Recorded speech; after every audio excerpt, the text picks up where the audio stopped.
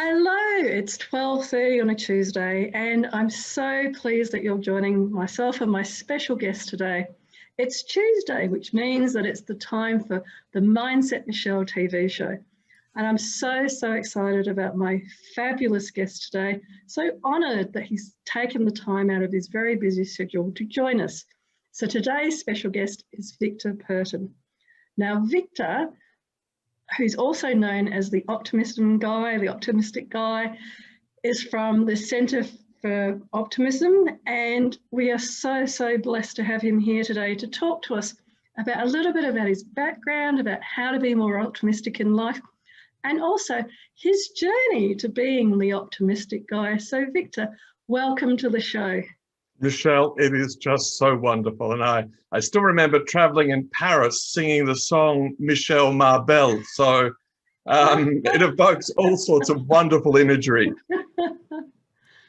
Thank you, Victor. And I know that over my life, it's been really interesting when people have started playing that song. It's not quite like Victor. I can't think of any Victor songs, but do you want to share a little bit about how you came to be the Optimism Guy?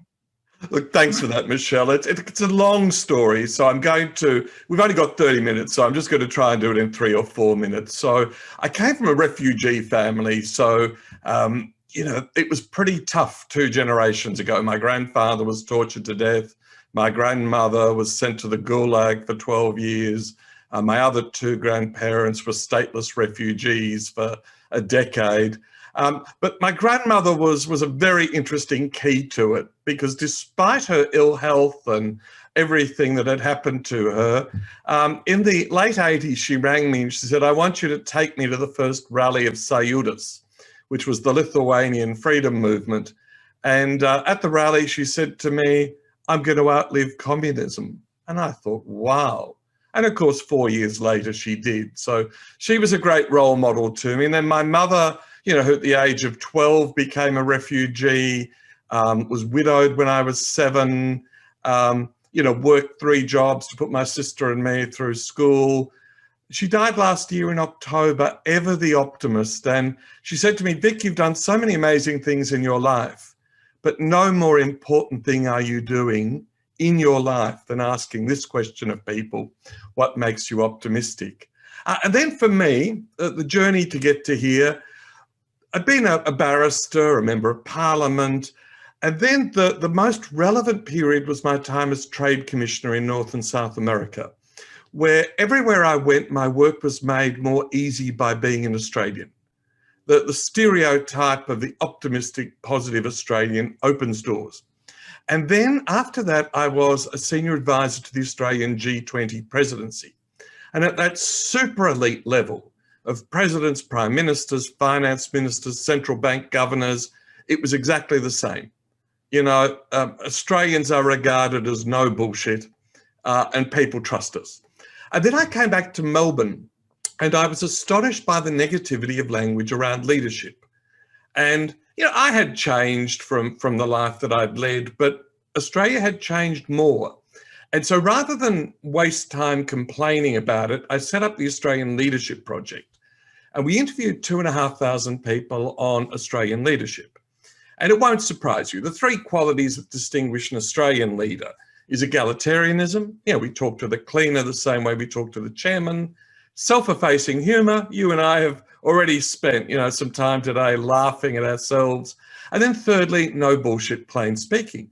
Now, if those are the 3 qualities of Australian leadership, there are millions of people like that. And that's why the Prime Minister was one of the, invited guests at the G7. That's why we're a leader in the G20. So I was still bewildered by the negativity. And then my eureka moment came at the Global Integrity Summit in 2017, when my speech was the case for optimism in integrity. And it electrified the room. And then I realized the problem was not the problem of leadership. The problem is the problem of pessimism. And so what we do at the Centre for Optimism is to promote realistic and infectiously optimistic leaders. And the way we do that is not to preach and tell people why they should be optimistic. We ask them to ask that question of themselves: what makes you optimistic? And Wow. Michelle, what makes you optimistic? What a question. And it's quite a profound question, isn't it? And it's one that I think does have so many complexities, a bit like your life story that you shared there. So, what is it that makes me optimistic? I think one of the things that makes me so optimistic about myself, my life, Australia, and the future is the journey that I feel like I've been on throughout my life and also in the people that I've attracted into my life. So at different times, obviously, things have been a bit difficult. Like yourself, my mum died a couple of years ago, and it was the people that were around me at the time that helped me to grieve and move through that. And interestingly, those same tools that I set up at the time, like I had a list of people that I would call on different time zones, depending on what was happening with mum. And so my optimism is based on, I guess, going through difficult periods in life, working out some new tools, and then using those tools and going, oh, yeah, I've got this. I can get through this. Things are going to get better. The sun will come up tomorrow. So like that call list, but some of them unfortunately died as well, but the other people and new names came in to join it. So I'm continuously optimistic and hopeful that, you know, myself learning those new skills, other people learn new skills too. So we're all on this fabulous journey called life together, becoming better as best as we can in our own lives. That is genius, Michelle. And what's really interesting is we just put together a working group, Centre for Optimism, on grief and optimism. How Ah, does the optimist grieve, but how does the optimist console the grieving? yeah. And it's the fact that you pointed to that, it's genius, because we all have to go through grief. But as one of our leaders, Christy, says, suffering is optional. Yeah. Well, and in my world, in transformation and change, it's the same kind of process. Whether you're grieving for a loved one dying, you're grieving for an old persona or an old you as you go through those change processes. And the more that people understand that that's part of the process, that you're going to grieve, that you're not going to that same job you used to go to, or in that same relationship that you used to have, that grieving is okay, but it's about not getting stuck in it. And it's about also knowing when to go into it. So you do honour the process, but also when to start moving out of it. What is amazing is the most popular resource on the Centre for Optimism website is a page devoted to Mother Julian of Norwich, who lived through the Black Death. And her book, The Revelations, I think is the oldest surviving book in English by a woman. And her famous phrase is, all shall be well, all shall be well, all manner of things shall be well. And there's been poetry devoted to it, songs, papal sermons. But it is the same definition we use today. Harvard, for instance, defines optimism as a belief that good things will happen and that things will work out in the end. And one of our cheeky members, Noreen, says that if it hasn't worked out, it's not the end. Well, that's the movie I was thinking of as well, the Marigold Hotel movie. It's funny because I use that expression all the time as well, that if it's not all well, then it's not the end. Well, that's again, you're nailing it, because one of the things we're doing in India, we help to work out who needed help in what hospitals, and we've got members in 2 hospitals that are helping themselves, one in Bangalore and one in the south at Mount Abu. But now one of the most important things we're doing, I've got an Indian intern helping me, is actually asking Indians what makes them optimistic. And I've walked the streets of India, I've asked women digging ditches what makes them optimistic. And, people in absolute poverty, when you ask them what makes them optimistic, and sometimes I've used an interpreter because, they've got a dialect that I can't speak, their faces always light up as yours did, Michelle. And everyone's always got an answer to the question, what makes me optimistic? And I guess it's interesting as well, because over the weeks of doing this show, one of the theme questions for me that fits in very nicely here is, what do you think success is? Because every week, everybody has such a different view, just like optimism. a different view about what success means to them. So what does success, given your incredible history in different areas, what does success now mean to you? For me, it's bringing optimism into people's lives. As I shared at my mother's funeral in October, she'd said to me 2 weeks before, this is the most important work you've ever done. So I will continue asking people what makes you optimistic. And, COVID hit in the middle of our establishment, but we've got 5,000 members now in 63 countries, and prominent people, ordinary people, thinking people. So for me, it is bringing more optimism into people's lives. So last year we helped with the Nelson Mandela Youth Leadership Summit, and we took it from 60 kids in a dusty hall to 250 children from Denmark to Africa. But what was fascinating was that the people who benefited most from that were CEOs in New York and San Diego who just loved talking to children from regional parts of Australia. And then, we did something for the Bendigo Invention and Innovation Festival, where we actually, with a dose of optimism added to the mix, they went 2,000% over their budgeted registrations. And again, we turned it from a local event to a global event. So it's constantly forming and reforming, but I think central to it all is asking this question, what makes you optimistic? And then I have 2 teenage children.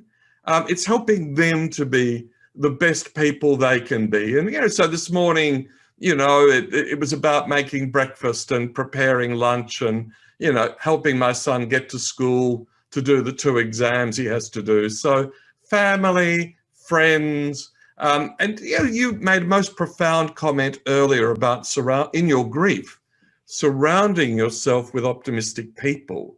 When I asked Bill George, the Harvard guru who wrote True North, when I asked him what makes him optimistic, he said being surrounded by positive people. And Michelle, he used your words. He said, what a blessing. It is. I think that, for me and for the clients I work with, helping them to resonate and to recognize their own internal processes, so that it's never about denying or making them less than what they are, but being aware of them, but keeping that positive focus and keeping that direction of optimism that you're going in, that, it might be hard today, but tomorrow will be easier. The next day will be easier. And even if things seem a bit harder again next week, you had 1 day out of 7 rather than 3 days out of 7. So all of those little milestones, especially with grieving, that help people to see, oh, okay, I'm making progress, I can do this. So the show we also talk here a little bit about tips that people can give. And given that you would have had so many people say to you what, optimism is and how to be optimistic, I'm sure there's many people watching that are going, yeah, I really want to be more optimistic, but what are some really good or practical tips? I loved when you were talking about your family and your son, because the practical tips can be getting him to his exams and being a happy, positive, optimistic influence around him, rather than, a grumpy parent doing what he needs to do, because that rubs off when he's doing his exams, obviously.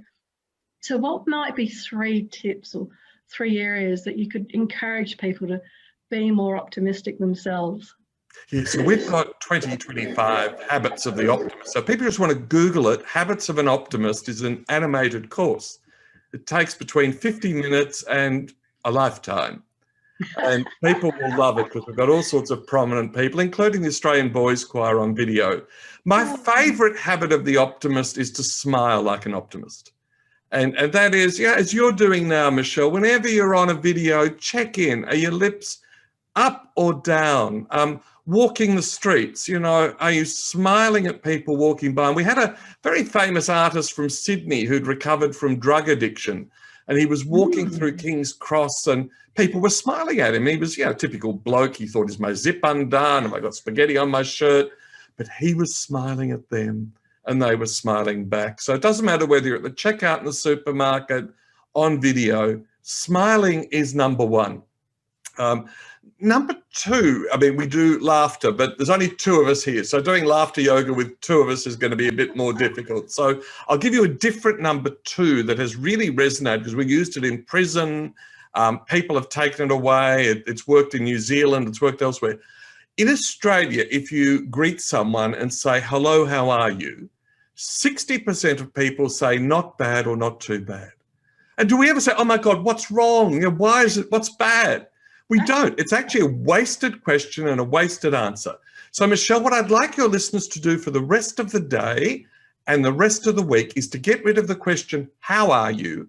And replace it with whatever comes natural, but something like, what's the best thing in your day? Or towards the end of the week, you might say, what's been the best thing in your week?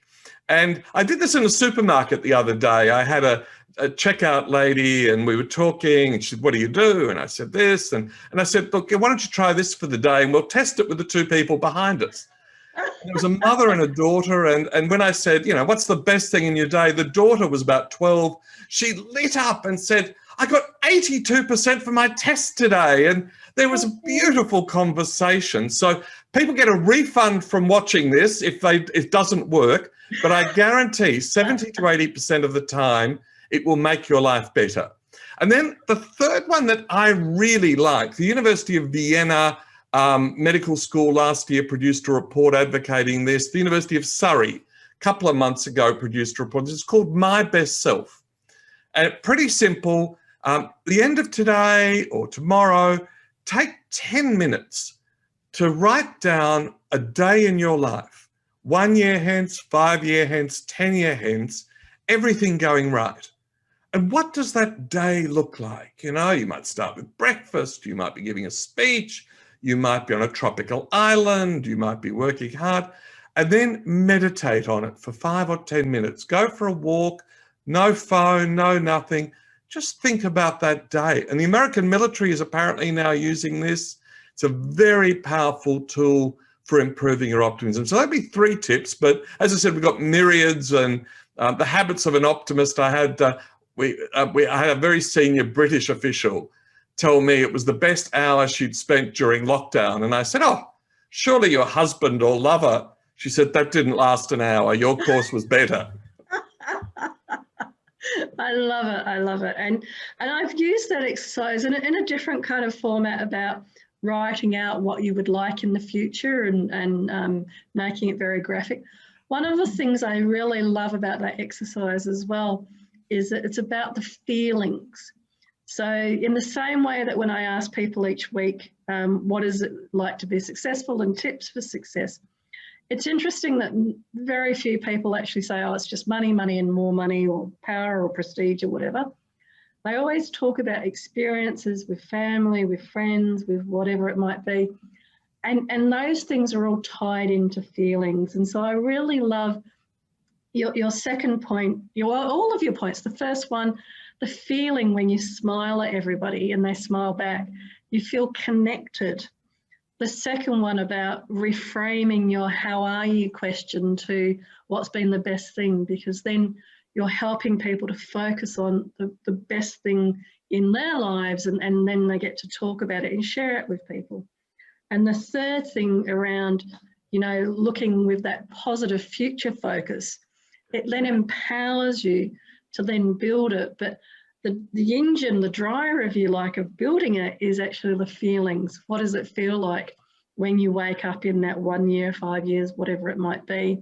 And you Michelle, I have to share something with you. I did an event at an elderly citizens event, and we did laughter yoga. So we just, are you feeling brave? Yeah. Okay, so look, everyone who's watching, you're going to have to do this with us. Michelle and I are going to laugh for 20 seconds. And the reason I do this, Michelle, is we did this and everyone, you know, their ribs hurt, their faces went red, and I'm thinking, I hope no one dies. And then the photographer said, oh my God, I didn't catch that on camera. Can you do that again? So ready, Michelle, at the count of 3, we are going to laugh like optimists. Ready? So you're going to highlight both of us on the screen. Ready? 1, 2, 3.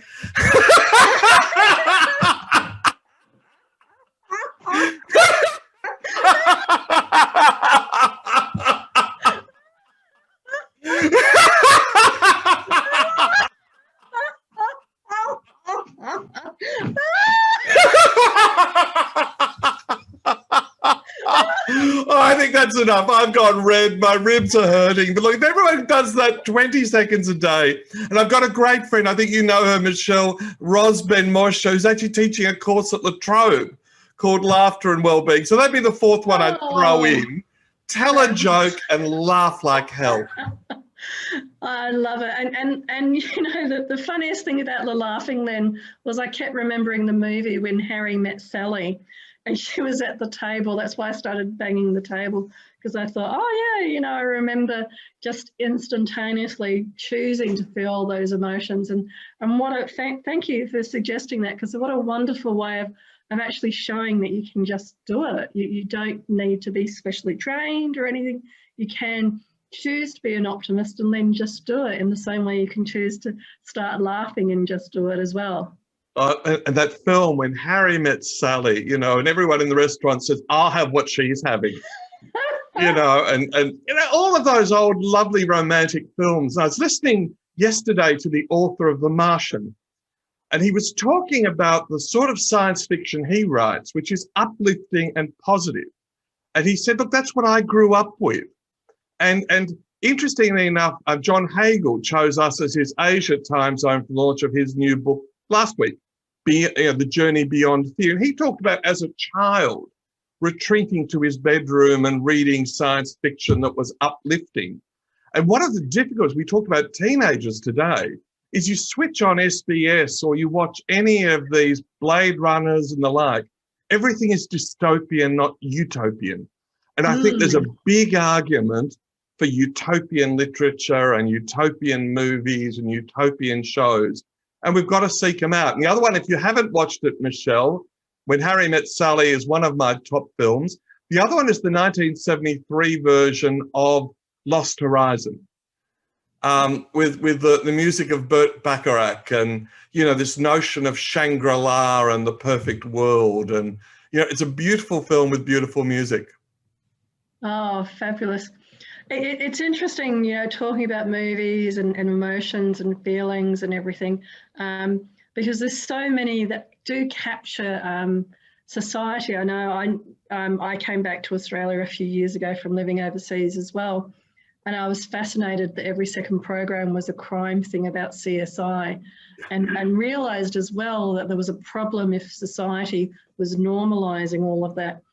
But one of my other interesting insights that I got about myself was how lucky that my generation was.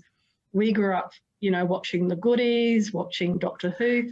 So you had all of these really bizarre lateral thinking programs where reality wasn't reality. And I do credit it for, you know, normalising in my family and for me some of the ways that I think about things even now.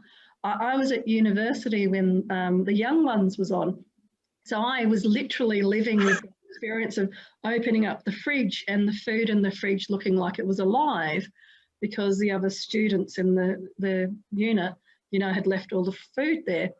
But in The Young Ones, for example, they might actually, you'd open the door and it would be a gateway somewhere else. So all of that escapism, like you're saying, you know, it allowed you to think of things differently, challenge things, compared to, like I said, when I came back to Australia a few years ago and it was all CSI. And there was none of that uplifting, none of that excitement. And I also, even more recently, with COVID and all the other things happening, I've been looking at, because, you know, older civilizations or cultures like European culture and British culture, my background, they would have things like pantomimes and stuff, because they've been through wars and depressions, etc.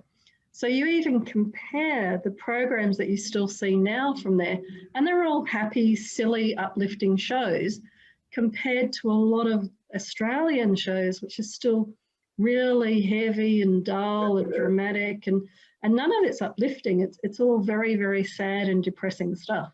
Well, the reality television genre, you know, it's just, I saw that one of the competitors in one of the food shows has withdrawn for his mental health. Well, you know, when I watched the disparagement of the dish that he created, it was no wonder. So you've got this culture of disparagement. And instead of people being, lauded for doing their best, there's this ugly, disparaging humour. And, when I said that one of the keys to Australian leadership is self-effacing humour, that is actually under some threat. Young people are not seeing the role models on television and the like. It's turned into this very disparaging at the expense of someone else's humour.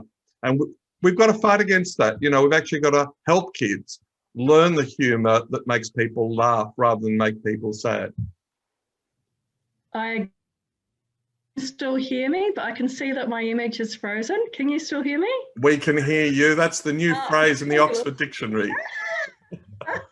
Well, that's fabulous. And I'm glad that my image hasn't frozen on a really, really bad image, because sometimes I'm waving my hands around. Michelle, you have a smile. You've actually got the smile of the optimist. So I think that can be the frame when you publish the video. That's it. So while I'm fiddling with the technical, and I'm glad that it hasn't killed the whole thing, Victor, do you want to just say to people how they can get hold of you and where they can connect with you?